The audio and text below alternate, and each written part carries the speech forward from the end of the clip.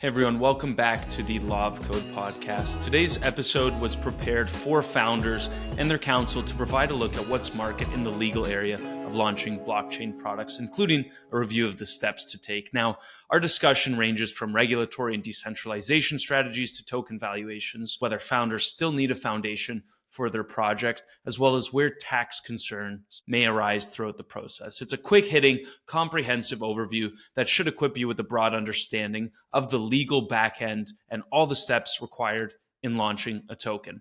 Now, joining me in this discussion is Nima Maleki. Nima is counsel at Day One Law, where he designs practical legal roadmaps for clients, including product counseling, token launches, and fundraising structures. And Nima previously practiced at Ropes and Gray and Ashbury Legal. Now, for full transparency, Day One Law is a sponsor of the Law of Code podcast, but I would have invited Nima on the show regardless, and you'll quickly see why. We'll dive into the show after a quick word from the sponsor. This episode of the Law of Code podcast is brought to you by Day One Law, a boutique corporate law firm founded by recurring guest and friend of the show, Nick Pullman. Nick and his team at Day One Law provide strategic legal counsel to startups, crypto projects, and Web3 innovators. You can get in contact with them via the top link in the show notes below. We're going to start with the agenda. But first, welcome to the podcast. Thanks for joining me, Nima. Thanks for having me, Jacob. I appreciate it. We'll start with the agenda. So we're going to talk about the 5 or 6 steps that founders must take, or at least be mindful of, when going through a product launch or a token launch in Web3. You could just list those steps for me in terms of how you see the process playing out. I think there's really like 5 key components, not exactly in this order all the time because different clients have different needs. Some of them really want to fundraise immediately. So you tend to change it a little bit, but essentially you're going to design the corporate structure. You're going to design how the fundraiser is going to work, which more or less tends to be the same safe and token warrant type structure. And then you also want to engage in product counseling. So design the regulatory strategy specifically around token distribution and the product itself, right? Whether that be some kind of a DeFi protocol or something like that, or just even a front end. And then you want to issue your tokens to the team and investors, and then prepare for token and product launch. That's stuff like terms of service, privacy policy, all the various vendor agreements that you're eventually going to need and stuff like that. So there's a lot of details that weave within those 5 or 6 steps, and we'll talk in depth about each of those steps. And I want to start with the first one, which is thinking about and structuring a corporate entity, which ties into the regulatory approach. There's a lot of considerations when a project first comes to a lawyer and says, this is my plan, here's what I need to do. And there's a lot of questions. And I think that's the most valuable thing that lawyers who are well-versed in the space do, is bring good questions to their clients and help their clients understand the business. Because oftentimes the clients don't really comprehend the scope or the magnitude of what needs to be done and what needs to be thought of long-term at those initial early stages. What are some of the questions that you see or you ask clients in those early stages? They all relate to what the client's goals are. I think in the early stages, one of the most important things to understand is, what are your goals? Is it decentralization or not? Is your goal just to keep control? Is it you just want to make money, or you just want to launch this thing, right? And understanding what the client's goals are going to be able to help you to advise them a little bit better in terms of what are the structures, or what are your options rather, that will help you achieve those goals. And sometimes clients just come and they don't really have anything. They just say, hey, I want to launch a token, make some money. Just give me a copy paste structure, which even then I think doesn't really work, because sometimes you can't just copy paste, unfortunately. There are some law firms that'll do that, but I think they just end up getting too busy. One of the most common phrases in the legal profession is "it depends." And when you're building out a structure for a crypto-focused company and business that will have either a token or crypto products that they launch, the path you take, whether it's a token launch or an NFT launch or another type of protocol, that has enormous implications to the business, the risks that the founders themselves are taking on.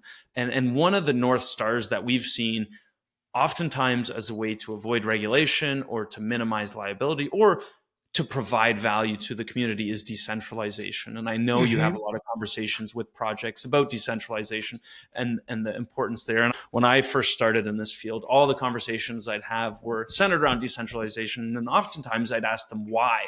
Why do you really want to be decentralized? And a lot of them would say, well, I think that's what I'm supposed to do. What do you discuss with clients when it comes to decentralization? So it's exactly what you said.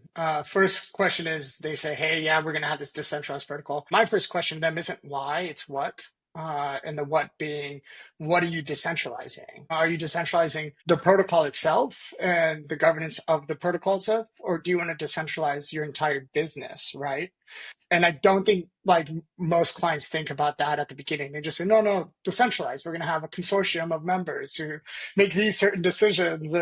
And more often than not, what you come to realize is like, it isn't true decentralization in the sense that you're not really giving up control over any one major component of what you're creating versus just giving up control of one small piece of it. So for example, I'll have these DeFi projects that say, hey, we have this multi-sig. That multi-sig is controlled by, a group of validators, for example. They'll call them validators or whatever else they want to call them, consortium, this and that. You're not decentralizing your protocol because you still control that. You can make updates to the protocol, you can do whatever, or your business because you're still the ones who own all the equity that controls the front end and so on and so forth. And then I have other clients that are like, no, I want to give all of it away. I want token holders to control the whole thing. I want to actually be taken out of the picture. Those clients tend to be a lot more risk averse. So it's, hey, let's launch this thing, let's make our money, and let's get out as quick as we can. And you'll see. So then we'll help them structure their companies around this. And honestly, they end up different, right? I mean, most of them will end up with probably a Cayman Foundation involved in there, but for different reasons. And even within that Cayman Foundation, the governance will be a little bit different between them. Glad you mentioned Cayman Foundations. That's where I wanted to take the conversation next. And we're still in the first step of this regulatory arbitrage, scoping out how you want to incorporate, where you want to incorporate. And so foundations are popular. We've seen them come up, particularly in Cayman, as well as in other jurisdictions across the world. They're not completely necessary though for a project to launch and to have a token, and that's something I think is often that's a misconception. A lot of projects think you have to have a foundation that, like the Ethereum Foundation, like the Solana Foundation, like all these different big name protocols have. It's not necessary for launch, but it's often encouraged. And what would you say, or how do you typically help projects think through whether a foundation is necessary? Yeah, it's a great question. I'm probably going to say it's a great question like 50 times on this podcast, but that's okay. Hey, there are a lot of good questions here, man. I don't blame you. But they're fantastic questions. You're absolutely correct. It's not necessary. Um, and I typically will just run my clients through what are all the various reasons why people do the foundation. And it used to be a lot of regulatory arbitrage, but it used to be more related to, hey, we want to go offshore. So it's kind of the foundation started with, hey, we can't do this in the United States. So let's find a way to do it offshore. And then you started seeing, it was Director Hinman came out with this, speech. Yeah, I forget what year it was. It was a while back that talked about, a token transforming from a security to not one, and decentralization became a thing. That's where like the foothold started, at least in my opinion, of decentralization. And now everybody said Cayman Foundation, decentralization, all this kind of stuff. We're all going to go offshore. And everybody thought this is just going to help, again, from a regulatory standpoint, which I think ended a couple of years ago for the most part. There's still decentralization theater. All of that continues to persist, but for a little bit different reasons, right? And keep in mind, the lawyers, including myself, that used to recommend the Cayman Foundation structure, which I still do. A lot of my clients still utilize that structure. It's not a bad structure depending on your goals. We all had our reasons to do that. There's some arguable regulatory arbitrage to be had, depending on if you take it far enough and how you end up setting it up. The majority of the projects aren't doing it, and they're not taking it far enough. I'll keep it as plain as that. You said a lot of projects aren't taking it far enough. And I know, at least in the Canadian perspective, a lot of times the issues relate to tax. And if you try to set up an offshore entity that is doing something but is completely controlled in Canada, the CRA, our tax authorities, may look into that and question that.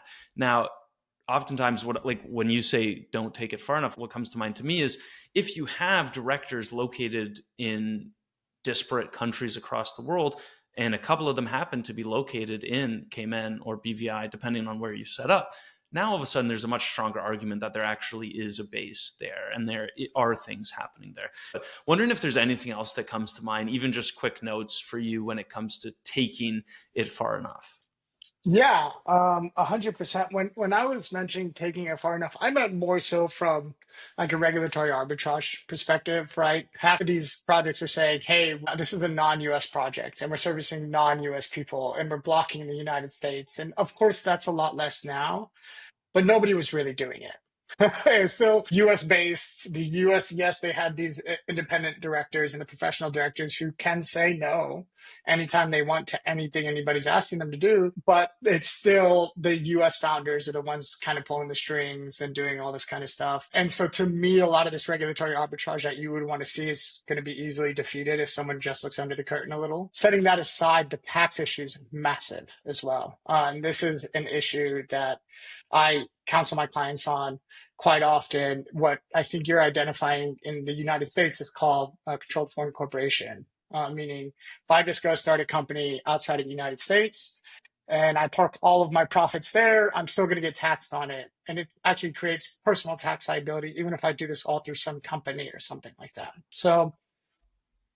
Uh, so I counsel my clients that way. And they're saying, hey, I want to, for example, I'll have a client that sets up a Cayman Foundation, independent director, and the protocol gets launched out of that Cayman Foundation, or rather some subsidiary thereof, generates revenue. They want all the revenue to stay there, but then they're the ones in control.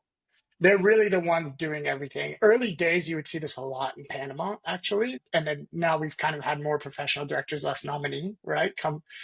Uh, come out of the woodworks. And um, but still, they're the ones running everything. And to me, I'm telling them all the time, like, look, there's a huge risk that all of these millions of dollars of profits that you're generating, if the IRS ever really wants to come give you trouble for it, they can. And now, mind you, I'm not the tax lawyer here. This is me just basically regurgitating information I've received from tax lawyers. Any of the tax lawyers listening, feel free to yell at me if I got any of this wrong. Well, I think it's a really good point too, because oftentimes projects will come to you and they'll ask, what's market? Or this is what my competitors are doing or my colleagues are doing. And they've set up Mhm. this Panama Foundation. And when you explain to them the risks from a tax perspective, just because those risks haven't materialized with your friend's project doesn't mean they won't materialize with you. And the auditing can often be random. It can depend on what you're doing, what you're reporting, who you are. There's just so many factors that go into whether you'll be audited. And if you do run into problems, you're not going to be able to go and tell the tax authorities that your friend did the same thing and you should be able to get away with it. Yeah. Uh, I haven't seen that argument work in any way. No, but it's the argument I think everybody always comes down to. I mean, man, the amount of times I've heard that argument since 2017. Everybody else is doing it. You Yeah. mean to tell me that everybody's violating the law? I'm like, yeah, I think so. That's the crazy part. That's the crazy part. That is what's happening often. So one thing I think that's interesting now, particularly for me as a non-US lawyer, but I'm sure even more so for you, given of where you're based in the US, is this market structure legislation. And we're seeing movement on the stable Mhm. coins, which look like that's going to reach a conclusion sometime in the near future. Market structure could be a lot more difficult. It could not happen. It could happen in a year. It could happen in two. A lot of people that I've spoken to who are in the industry seem to think 2 years is sort of the minimum in terms of when we'll see some legislation in place. Given that uncertainty, in the sense that there is a huge upside if there is market structure legislation. Now the corporations could set up, it could be a much more straightforward process. A lot of times projects don't want to wait for that. How are you navigating that when you're speaking with projects and advising them to think about structuring and entity formation and setting up offshore versus onshore?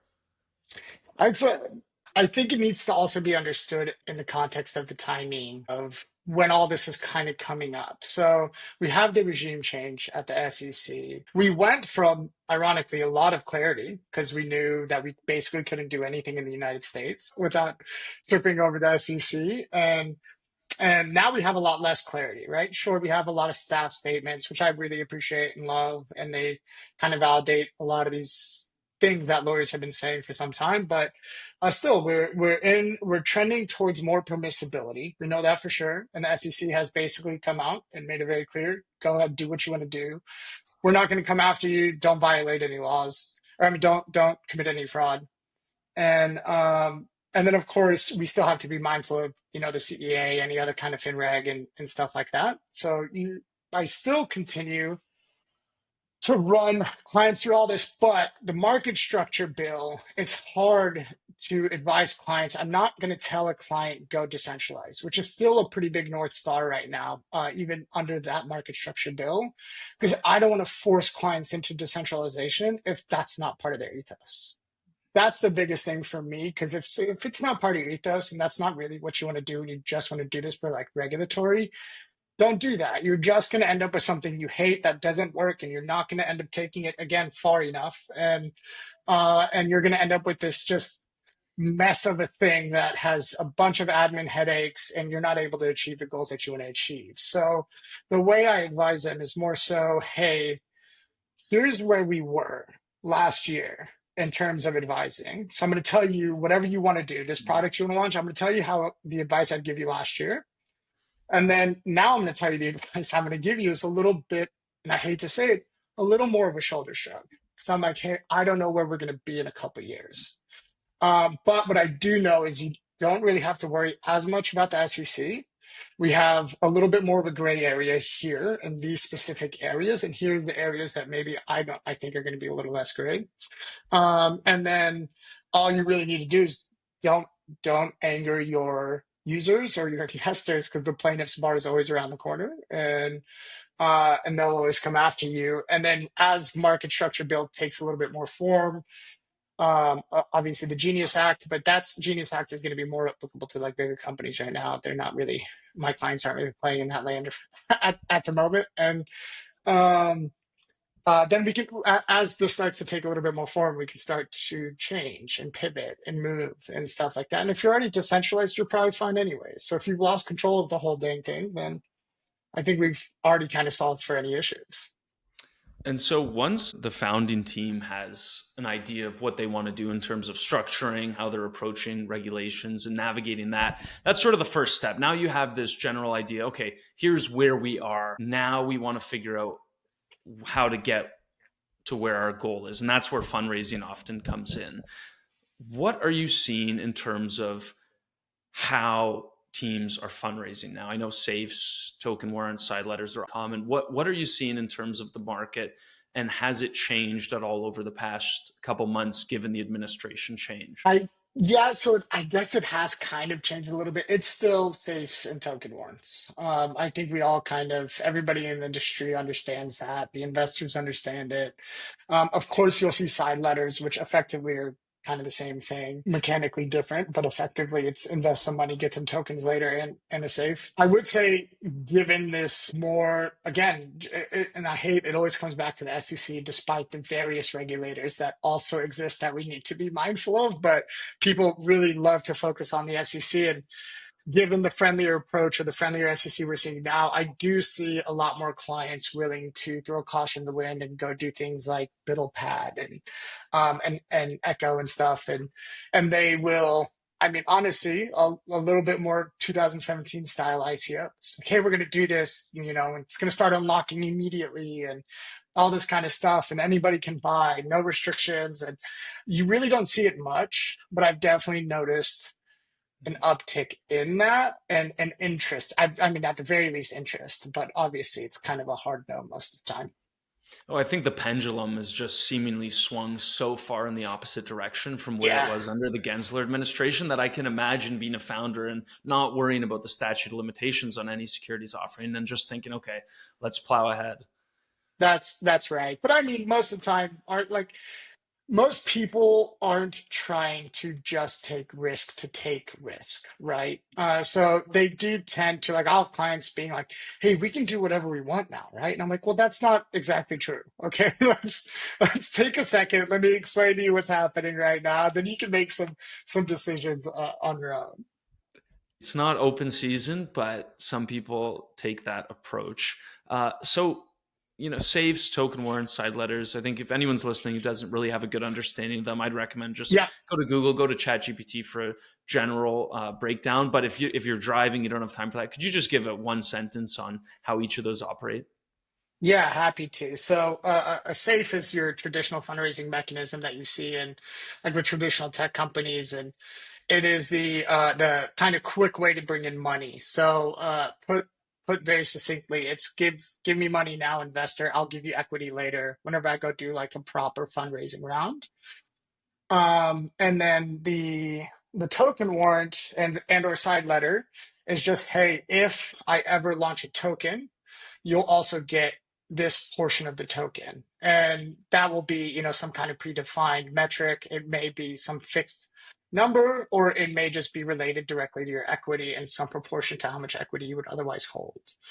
And yeah, I find that structure super interesting, mostly because the history of how we got there in the first place. Which I don't know if other lawyers agree with me though. But Let's talk about the history. What is it about that you find most interesting? so it's funny. I'm gonna admit something that I always feel quite foolish about, to be honest. But we'll see. We'll see what the feedback is from other lawyers. I recall when the original, like when safes and side letters first started. It used to be safes and side letters before warrants, at least in my memory. And then eventually the warrants came along. And the SEC used to have this kind of take, or it always felt like they were arguing about this like taint of the security. So if you sell the token in like a SAFT, for example, or some other securities offering, then the token is now forever and will always be a security.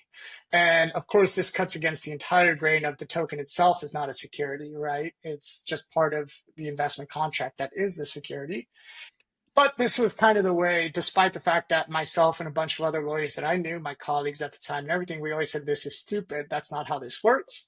But it seems like that's how the SEC is arguing it. So let's make sure this is never actually part of an actual sale of tokens. Nobody ever actually pays for the token. So then the side letter ends up kind of coming into play. Hey, I'm raising a safe. You're paying for a safe. You're not paying for tokens. Right.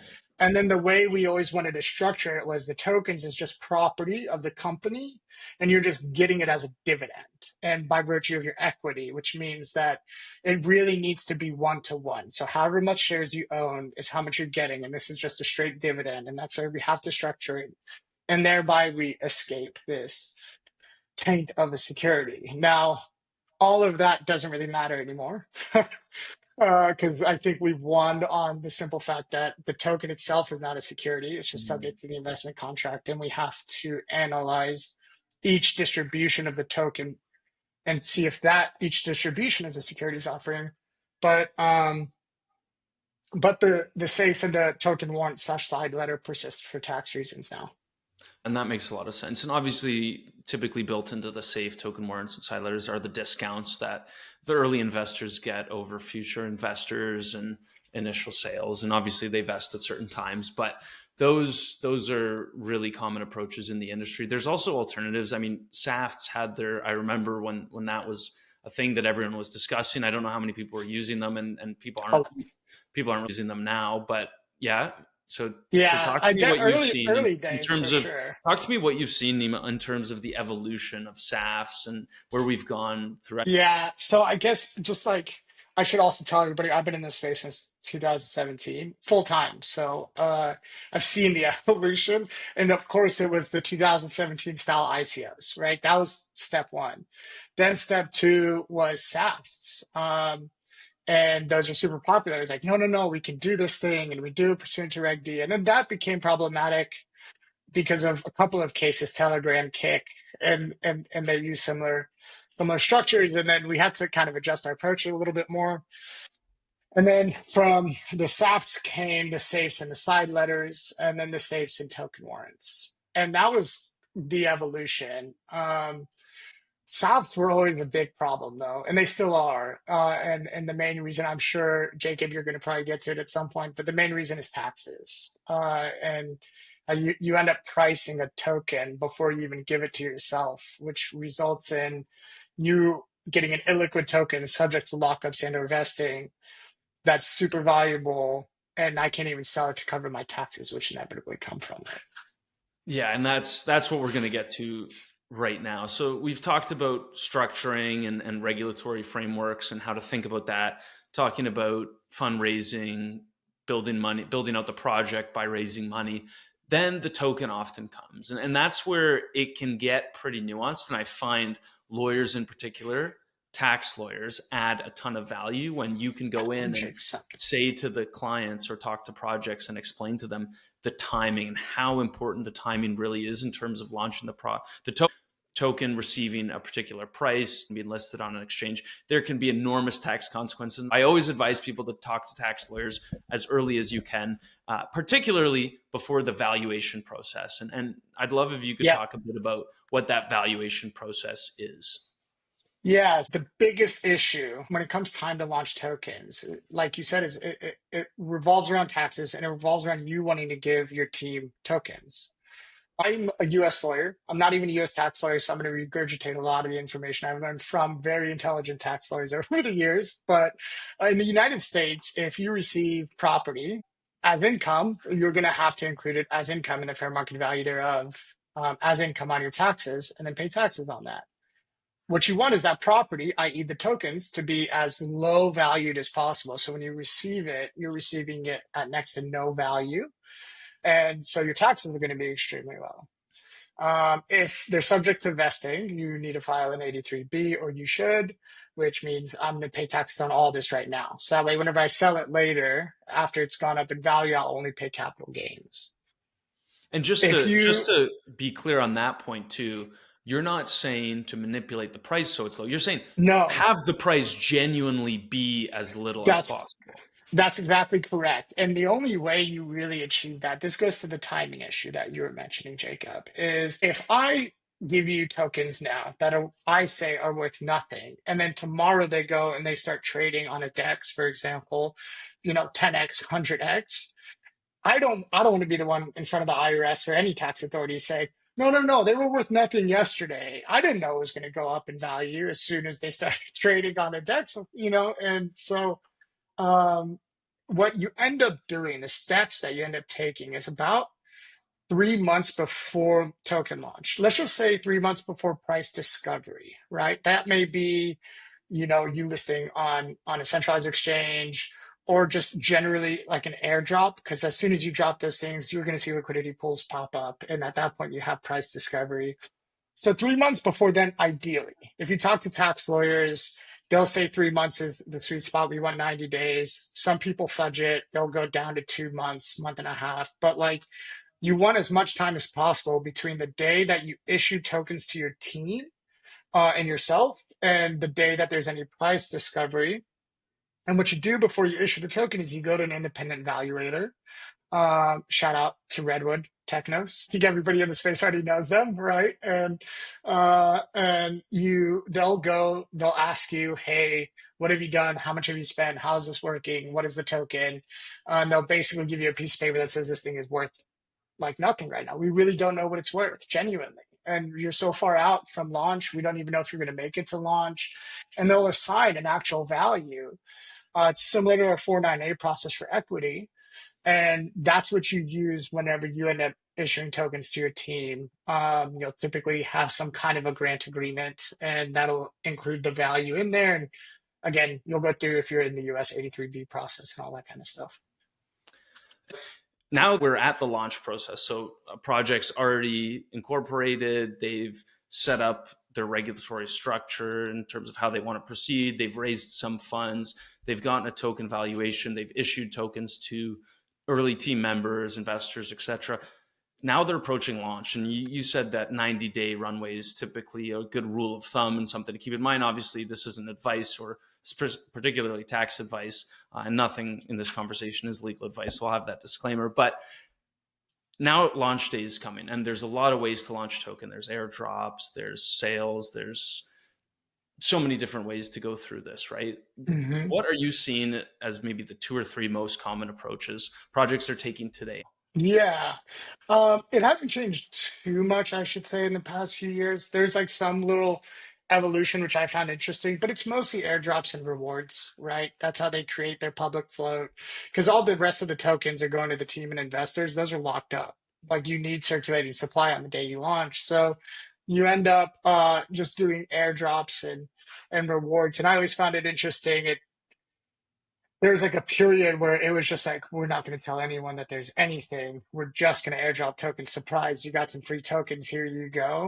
And that's still not a terrible approach. A lot of lawyers still recommend that, as do I. I'd rather you not tell people, like, don't tell someone, hey, go buy my NFT. You'll get some free tokens later. That creates all sorts of problems. and um, but I do find it interesting. Now you have like points is like a thing, which is still persisting. I thought it would be gone by now, but everybody says, come use this platform because now we see a lot of products launched before the token Yeah. versus token then product. And it's come use our platform, you'll earn credits or points. And everybody knows at some point that's going to convert to tokens, but they don't know how much or anything like that. And then eventually one day you wake up and it's like, hey, airdrop is here. And then from there it's really just rewards using the platforms and stuff like that.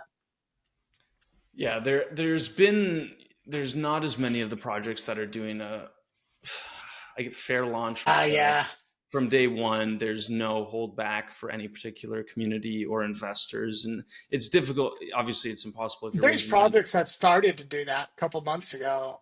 And it seems to have died down, to be honest with you. Okay, okay. Yeah. In terms of like the project success has died down, or just the number of projects you're seeing that are doing it. The number of projects I'm seeing that are doing it. Because there's, I would say in the last year, I've probably seen like maybe 15 projects interested in a fair launch, right? And I love the purpose, right? Because it sucks. This you're giving so much of the supply away to VCs and stuff. And I mean, since 2017, I've always said like this model sucks. Like you're not giving your token to users. You're giving your Right. token to people who just want to make money and create speculation. And I don't think that's a very productive thing to do. But yeah, I don't know why. Because nobody really got in trouble with fair launches. It just became popular with the shift, you know? Yeah. And so I just don't see that many people interested in it anymore. I think they just want that VC money, to be honest. It's all Well, DeFi too. DeFi's not doing fair launches, you know? yeah.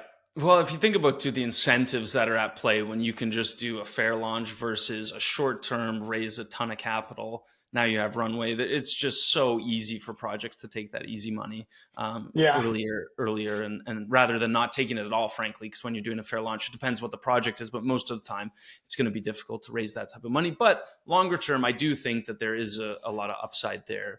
It's just I agree. can you last to that long? And that's been something that's been surprising to me because I thought we would tend to trend there over time, uh, especially the way regulation was in the US, where it was so against launching and raising funds essentially by selling tokens, regardless of sort of the decentralization theater around it.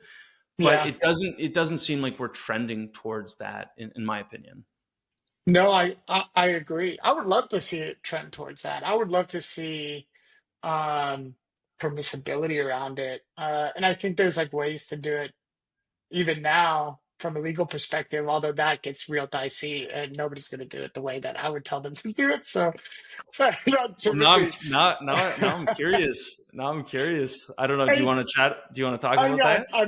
I'm happy to share. It's like a pie in the sky idea that just doesn't work, in my opinion. And it's not really a fair launch. Well, I mean, it would be. It's more of like this concept of general partnership interests cannot be that they might not be securities or member managed Mm, LLC interests might not be securities. I don't know if you've ever heard of this or anything, but at least for the mm, United States, you'll analyze like LLC units under investment contracts, right? Under Howie, an investment contract analysis. And so there's actually a case, Williamson v. Tucker, I believe, which is it puts forth a 3 or 4 factor test. I'm really fudging on all of it right now because I can't recall it off the top of my head. But TLDR, if you launch a DAO and you style it like an investment club, let's just say one token, one vote, and anybody can put any votes up. There's no one person who has the majority of tokens or one person who has specialized knowledge or any board or anything like this.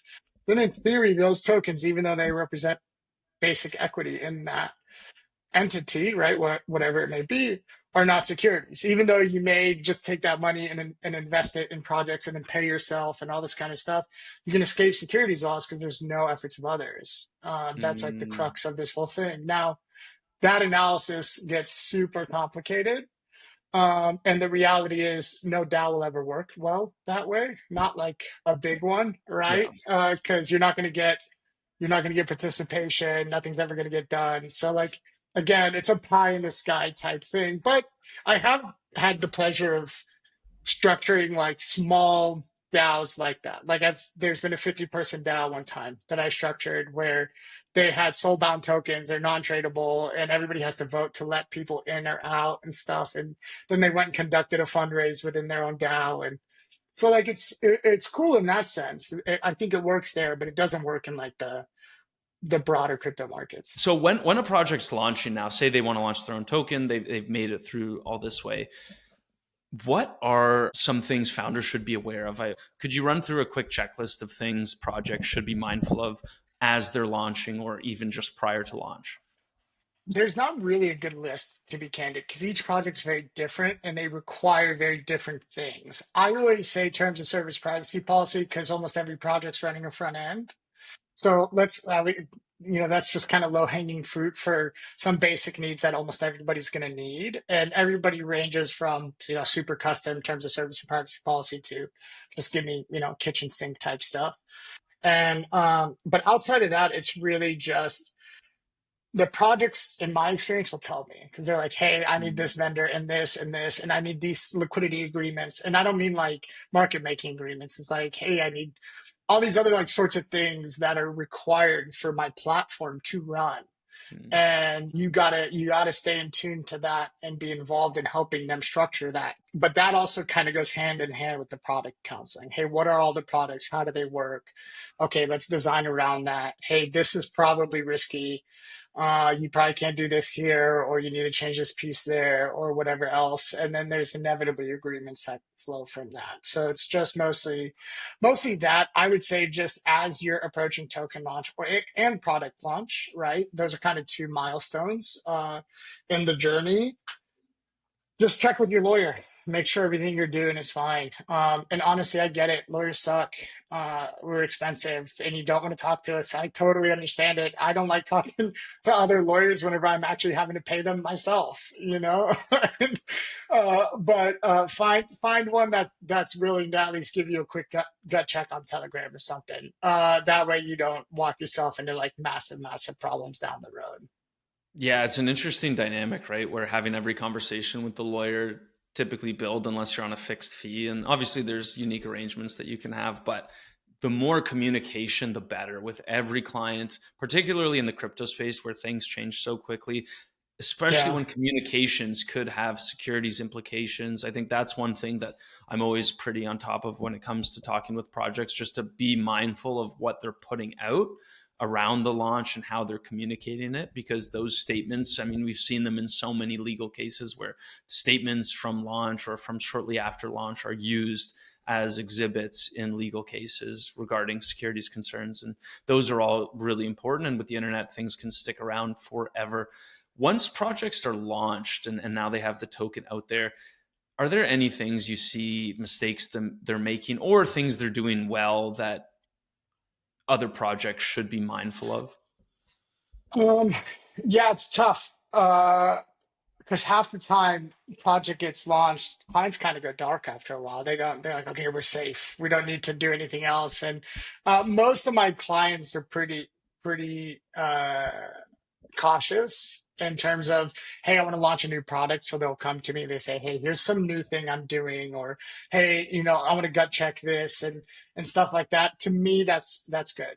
It's the clients that don't do that, who I don't hear from for a year, and then a year later they're like, hey, we're gonna do all of this stuff. We're gonna, maybe there's an M&A, for example, and now I'm find myself diligencing my own client because I'm like, I don't know what you've done in the last year. Right. And then I'm like, all right, so this is going to have to get disclosed. We're going to have to disclose this. This is going to be a risk, all this kind of stuff. And I didn't realize that you evolved this way. And so it's not like any one thing that I think they do, because there's so many ways to create a mess in crypto. Yeah. And so I would say again, as you continue to build, find a lawyer that you can gut check. Yeah. I do think it's helpful. And like I tell my clients, I probably should stop, to be honest with you, that if you get me on off hours, I'll probably just be answering from my phone, and there's no way that time gets recorded. So if you can get me, you can get it for free sometimes, but then you end up with a bunch of clients, texting you at like 8 p.m. and it's like, damn it. Yeah, I was going to say for any of Nima's clients listening, maybe don't all take him up on that offer at once. Oh, they've all heard it. It's a joke I like to say, but no, they're good. I have some really great clients. I'm very happy with them. Awesome. This has been a pretty comprehensive from start to launch of a product and tokens in the Web3 space. Is there anything we haven't touched on? Or obviously, there's a lot of nuance with everything, but is there anything we haven't touched on that you want to mention quickly or you think projects should be mindful of? I don't think so. To be honest with you, I'll just emphasize taxes. Like Yeah. the tax man's always going to come after you, and just be mindful of that. I've had so many clients that come to me and I'm like, what's happening with this? And why did this happen that way? And we can't really clean it up, right? So you just kind of have to deal with it. So, Yeah. um, yeah. That's all on my end, man. Thanks for joining me. Really enjoyed the conversation. And we'll have to have you back on sometime to talk about what's market and if things change in the future. Yes, sir. It was such a pleasure. Thanks for having me. All right. Thanks, everyone, for listening. That's another episode of the Law of Code podcast in the bank. If you're interested in learning more about our sponsor, Day One Law, you can find a link in the show notes below. We'll see you next time.